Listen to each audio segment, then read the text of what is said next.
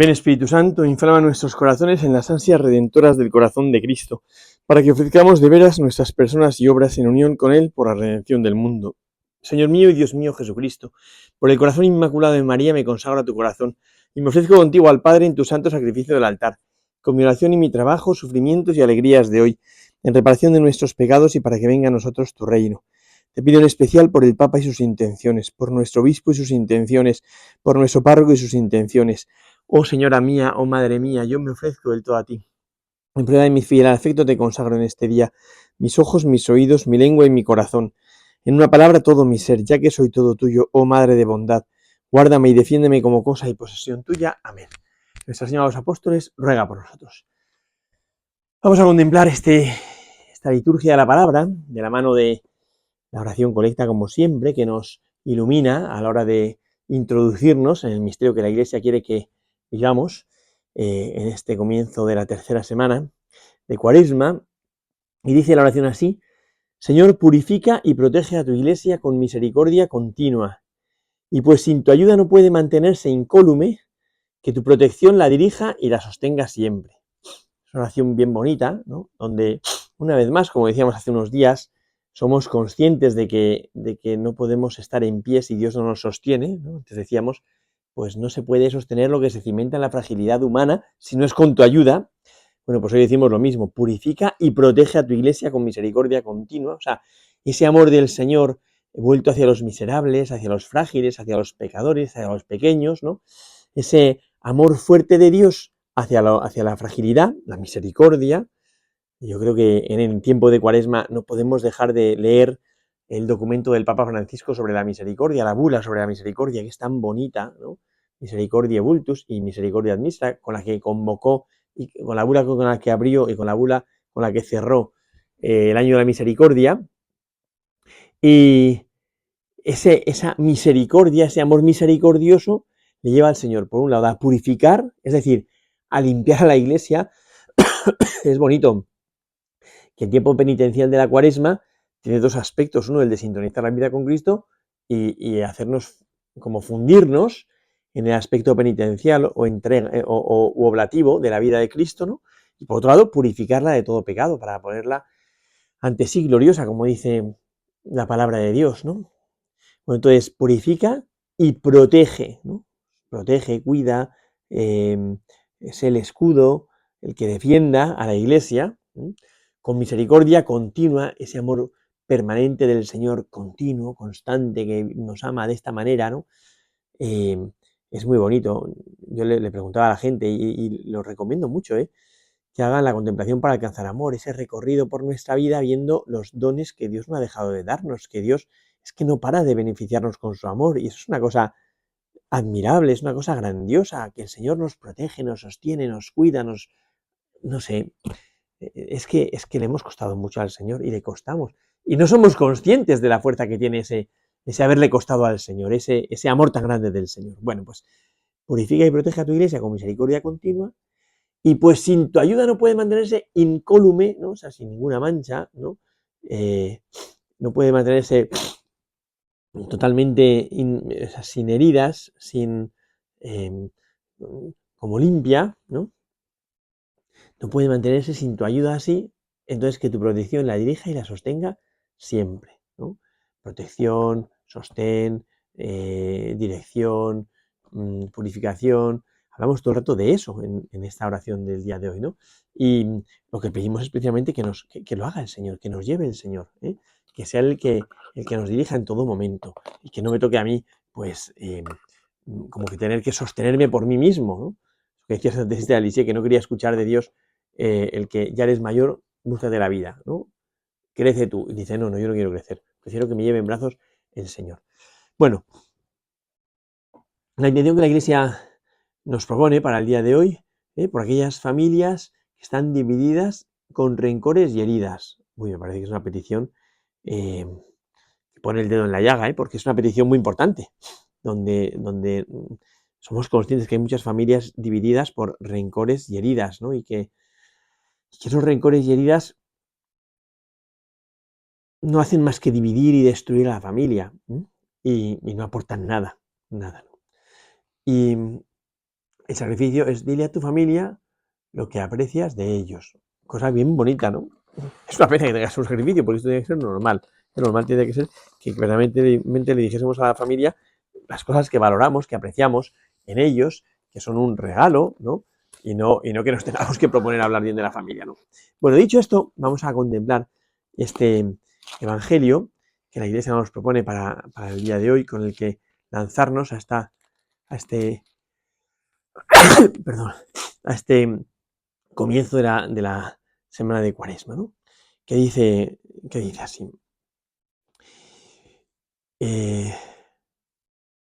Lucas 4, bueno, 30, aquí está. A ver,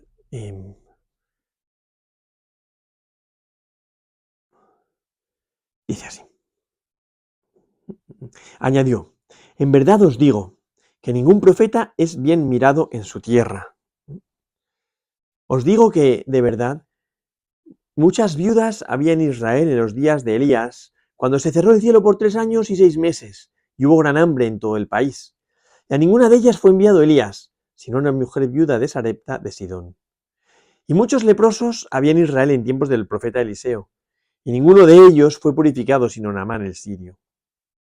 Oyendo estas cosas, todos los de la sinagoga se llenaron de ira, y levantándose lo arrojaron fuera de la ciudad, y lo llevaron a una altura escarpada del monte sobre el cual estaba edificada su ciudad para despeñarle. Pero él, pasando por medio de ellos, se marchó. Y me parece un evangelio fortísimo, pero fortísimo. Me parece que estos judíos solucionaban los problemas a tortas, ¿no? Que es muy duro pensar esto, ¿no? Cuando vas a Tierra Santa y te vas al lugar donde dicen el monte del precipicio, te enseñan un monte que, vamos, con una gran certeza, no es ahí donde dicen ellos, porque es como 2 kilómetros apartado de la basílica, vamos, del pueblo, ¿no?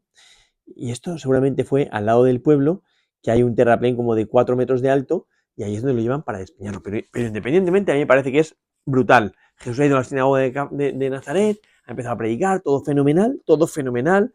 Empiezan a sorprenderse de dónde viene esta autoridad, ¿no? A veces la demasiada confianza con Jesús provoca en nosotros el escándalo, ante la acción de Dios, provoca el escándalo, el asombro, la sorpresa ante la acción de Dios, ¿no? Y uno piensa que, bueno, que quizá su demasiada cercanía hace que sea imposible una trascendencia tan grande, ¿no? Entonces por eso Jesús termina diciéndoles, en verdad os digo que ningún profeta es bien mirado en su tierra, ¿no? O sea, habéis empezado muy mal, habéis empezado ya a sospechar de mí, ningún profeta es bien mirado en su tierra. Y entonces pone los dos ejemplos del Antiguo Testamento que muestran la dureza de los contemporáneos de alguien y que por la cerrazón de su corazón no están dispuestos a acoger el don que se les ofrece a esa persona, ¿no?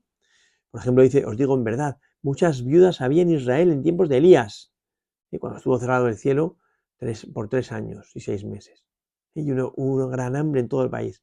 Y a ninguna de ellas fue enviado Elías, sino una mujer viuda de Sarepta de Sidón, o sea, de los extranjeros. Los extranjeros. Cuando Jesús va por ahí, se encuentra con la mujer sirofenicia que le dice lo de las migajas que los perros comen de la mesa de los amos, ¿no? Y en el fondo recuerda a esta mujer viuda de Sarepta, ¿no? De Sidón, ¿no? Que era una mujer pobre que iba a coger leña, recordamos perfectamente el acontecimiento, iba a coger leña, porque ya no quedaba harina, entonces iba a hacer un pequeño panecillo para comérselo ella y su hijo y morir después, ¿no? El profeta Elías le dice, no, haz primero un pan para mí y luego harás para ti y para tu hijo, que ni la alcuza de aceite se vaciará ni la orza de harina se vaciará, ¿no? Es muy bonito eso, ¿no? Porque Elías es enviado a una extranjera que no está envenenada por la demasiada cercanía con las cosas de Yahvé. Claro, los judíos ya llega un momento en el que la ley la conocen, la manosean, la interpretan, la manipulan y ya no les interpela. Pero es que esto nos pasa a nosotros. Esto nos pasa igual a nosotros. A mí no dejará de herirme en los oídos esta lectura que escuchábamos hace poquito, que decía, si no escuchan a Moisés y a los profetas, no escucharán ni aunque resucite un muerto. Y yo no paro de repetírmelo, porque pienso, esto es palabra de Dios, esto es Dios saliéndome al encuentro. ¿Cómo es posible que yo tenga un corazón tan endurecido que no me deje interpelar por la palabra de Dios? que es palabra de Dios y que por tanto no hace falta interpretar tanto, ¿no? No digo yo que haya que tomar solamente la literalidad de la escritura, que también, hay veces que la escritura es muy literal y hay que tomarla así, amaos unos a otros como yo os he amado, que en parte no entendemos, hay que tomarlo al pie de la letra, amar como Cristo amado, ya está, ya está. Lo mismo era con vosotros, mi Padre del cielo, si cada cual no perdona de su corazón a su hermano, que parte no hemos entendido, ya está, ya está, ¿eh? Si tu hermano tiene quejas contra ti, vete y reconcíliate primero con tu hermano, luego ve y presenta la ofrenda en el altar, ya está, no hay nada que interpretar, ¿no? O sea, que hay muchas veces que decimos, ay, es que no entiendo la escritura, pero en el fondo porque no queremos entenderla. Y como dice el refrán, no hay mejor sordo que el que no quiere oír, ni hay mejor ciego que el que no quiere ver. Tienes la palabra de Dios delante. Tienes la palabra de Dios delante. ¿Cómo es posible que no te interpele? Tienes los sacramentos. En los sacramentos, Dios saliéndote al encuentro. ¿Cómo es posible que no nos dejemos conmover, interpelar, tocar el corazón? ¿Pero cómo es posible? ¿No? Es Dios saliéndome al encuentro en la confesión, Dios entregándoseme en la Eucaristía, Dios socorriéndome en la oración de enfermos, capacitándome para el testimonio en la confirmación. ¿Qué parte no entendemos? ¿Cómo no nos dejamos conmover? Tenemos los dones de redención, que es la iglesia, los sacramentos, la palabra. ¿Y no me dejo interpelar? Quizás que la demasiada cercanía me ha hecho perder la capacidad de asombro. Y por eso el Papa Francisco, en la primera intervención que tuvo siendo Papa, decía, no perdáis la capacidad de asombraros ante Dios, porque es Dios, ¿no? Entonces, claro, Elías no fue enviado a ninguna viuda de Israel porque no estaban preparadas para dejarse conmover y asombrar. Y la mujer viuda de Sarepta, sí, ¿no? Y lo mismo con Eliseo, ¿no? Cuando dice lo de Naamán el sirio, ¿no? Dice, muchos leprosos había en Israel en tiempos del profeta Eliseo y ninguno de ellos fue curado, sino Naamán, el sirio. Claro, esto, o sea, yo entiendo que les revuelve a los judíos que le escuchan, porque lo que les está diciendo es, vosotros que ya no os conmovéis por la palabra de Dios, no sois capaces de entender el don que se os está dando en el Mesías, que es Cristo, que es Él.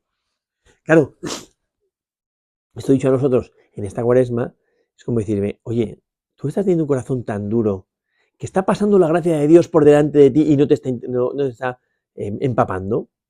Tú estás tan endurecido y tan apartado de Dios que Dios está frente a ti y no te dejas conmover. Claro, esto es un tema muy serio, ¿eh? Esto es un tema muy serio, ¿no? Y de verdad que a mí me interpela mucho. A mí me interpela mucho porque pienso pues que efectivamente tenemos como que recuperar el asombro.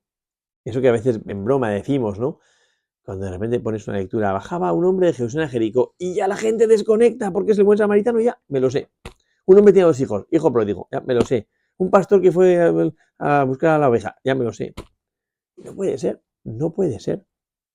Porque la palabra de Dios está viva y es eficaz. Entonces, cada día es distinta, déjate interpelar. Vuelve a leer palabra a palabra en el Evangelio, esa palabra de Dios, que cale en tu corazón, como que te despierte, ¿no? Esto yo creo que es fundamental, ese ser interpelado por la palabra de Dios, que te habla al corazón, ¿no? Porque si no, claro, al único leproso al que es enviado Eliseo es a Naamán el sirio. ¿Por qué?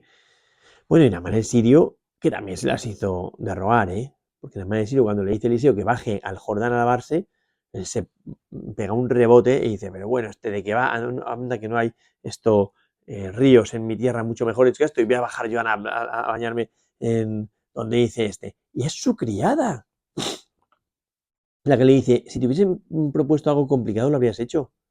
¿Por qué no haces lo que es sencillo? Pero con un corazón asombrado ante los dones de Dios. Y baja y se lava y queda curado. Y queda curado. Entonces, no sé, dejémonos interpelar por la palabra de Dios, dejemos que se haya la palabra la que, una vez más, como que nos desconcierte, nos impacte, nos toque el corazón, ¿no? Por eso dice eso, ninguno tal sino la madre de Sirio. Y entonces todos, en vez de decir, pues es verdad, tenemos que dejarnos conmover, no. Oyendo estas cosas, todos los de las sinagogas se llenaron de ira.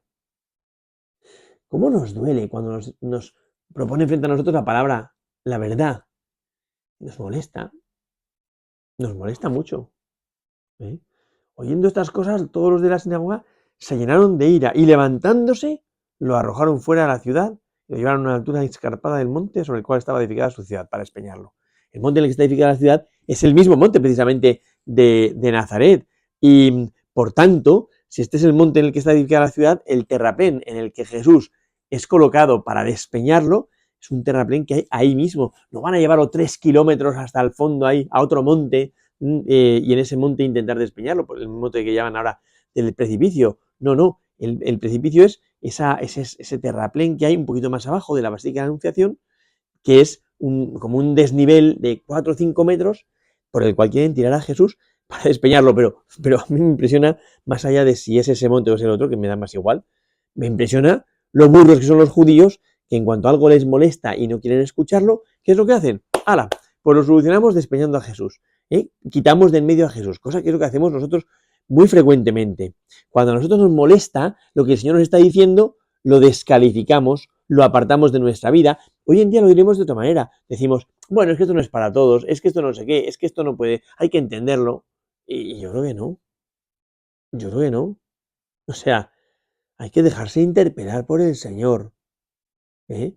Hay que reconocer pues, que el Señor me está tocando el corazón, me está llamando al corazón y que tengo que responder. Que no puedo quedarme al margen y decir, ah, pues ya está, no, no, no, no. O sea, que esto es para mí. Y que si es para mí y el Señor me está mostrando la verdad y me pica, como les pasa a los fariseos, la solución no es despeñar a Jesús, no es quitar de en medio a Jesús. La solución es enfrentarse con la verdad, ¿no? Y ver por qué está pasando esto. Y ver por qué, bueno, pues por qué no me dejo interpelar por la palabra de Dios. Ver por qué me he endurecido. De verdad que a mí me parece que no tenemos perdón de Dios, porque Dios no para de hablarnos. Dios no para de salirnos al encuentro. O sea, yo creo que Dios ya no sabe qué más hacer para despertar mi interés. Entonces, van pasando los días de la Cuaresma y la gran pregunta es, ¿me estoy dejando interpelar por la palabra de Dios? ¿Estoy dejando que sea el Señor el que toque mi corazón y, y me cambie? ¿O sé mantener una cierta distancia prudencial para que el Señor no me alcance? Este es el drama, ¿eh? Este es el tema. Este es el tema, ¿no? Entonces, bueno, pues que el Señor nos conceda como dejarnos interpelar, o sea, reconocer su voz que está saliendo al encuentro, a nuestro encuentro. A mí me impresiona mucho cuando Jesús en el Evangelio de vez en cuando dice, el que tenga oídos que oiga, o a ver si me escucháis atentamente, a ver si ponéis atención en esto, a ver si os enteráis. Son palabras muchas veces que salen en el Evangelio muy fuertes, con las que el Señor quiere captar nuestra atención. ¿Por qué? Porque no le escuchamos. Porque no le escuchamos. Y porque delante de nosotros están sucediendo milagros, el Señor está hablando y no le escuchamos. Y el Señor quiere recibir una respuesta por nuestra parte y no le escuchamos. Y de verdad que yo creo que Dios ya no sabe qué más hablar. Si Él se ha traducido, Él se ha hecho palabra. Eso es muy gordo, ¿eh? Decimos, el verbo se hizo carne y nos quedamos tan contentos. ¿Tú entiendes lo que significa eso? Significa que no es que Dios nos haya mandado intermediarios que nos hacen asequible su mensaje. No, no. Es que Él traduce el mensaje en sí mismo en carne. ¿Para qué? Para que tú te enteres. Entonces, ¿por qué no nos dejamos interpelar? ¿Por qué no nos dejamos conmover ante un Dios tan bueno que se acerca de esta manera a nosotros? ¿Por qué no dejamos que Dios salga a nuestro encuentro para hablarnos? Claro, ese es el tema. Ese es el gran tema. ¿Eh? El gran tema. ¿Eh? Entonces, bueno, pues que nos ablandemos ante esa palabra de Dios. O sea, cuando se ha roto, cuando se ha interrumpido el diálogo entre Dios y los hombres que se había creado en el paraíso, para restaurarlo hace falta tener el oído atento al Señor que habla, hablar de nosotros también, pero tener el oído atento al Señor que habla, reconocer que Él nos está saliendo al encuentro y que quiere compartir con nosotros ese diálogo, que es necesario, ¿no? Compartir con nosotros ese diálogo. Pero para eso tengo que estar dispuesto yo a responder. O sea, no puede ser que yo no me deje interpelar por la palabra, no puede ser que yo, o sea, que a veces me da la sensación como que es, habla Chucho que no te escucho, como hacíamos cuando éramos pequeños, ¿no? O sea, el Señor tiene que gritar y gritar y gritar, ¿por qué? Pues porque no le empiezo a escuchar. Y entonces uno dice, mira si no puede ser. Hace falta un corazón despierto para poder escuchar. Gloria al Padre, al Hijo y al Espíritu Santo, como era en el principio, ahora y siempre, por los siglos de los siglos. Amén.